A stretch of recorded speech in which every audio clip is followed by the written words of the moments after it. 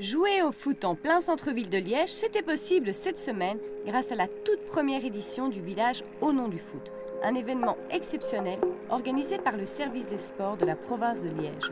Ce village, il a lieu en synergie avec l'expo Au nom du foot qui porte le même nom, qui est installé maintenant depuis quelques mois déjà au musée de la vie wallonne. Faire du foot près de la place Saint-Lambert, c'est un peu exceptionnel. C'est une vitrine, un produit d'appel d'ailleurs pour cette exposition, mais c'est aussi l'occasion d'attirer un public qui passe ici quasi par hasard. C'est aussi un produit d'appel pour des jeunes, des enfants qui souhaiteraient se lancer peut-être dans l'essai, je n'ai pas dit dans une carrière de football, mais dans s'essayer à ce type de sport.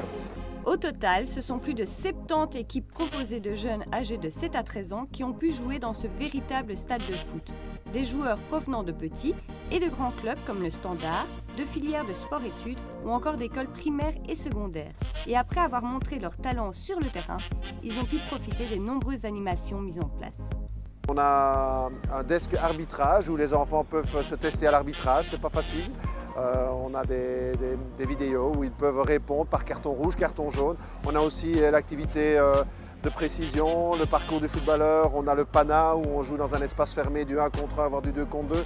Donc il y a toute une animation qui sont gratuites avec des places à gagner pour aller à Eupen, au Standard et d'autres. Donc je crois que pour un enfant et une famille, c'est passer une après-midi en s'amusant, bien sûr, dans un état d'esprit de football. Parmi les écoles présentes au village, celle du Sartinement, une école avec des élèves très motivés. On a fait des petits entraînements et ils sont investis. Il y en a qui ont fait des panneaux pour encourager. Selon cette professeure d'éducation physique, cet événement sportif a apporté beaucoup à ses élèves. La motivation des enfants, la coopération, les jeux d'équipe et le fair play surtout. Pour certains jeunes comme Calix, cette journée footballistique a permis de mieux connaître cette discipline. J'ai découvert là par exemple avec les cartons, on expliquait les fautes, quel genre de faute pour faire le carton jaune et quel genre de faute pour faire le carton rouge. Et là aussi j'ai fait l'activité avec les petits ponts et sinon je pense que c'est tout ce que j'ai fait.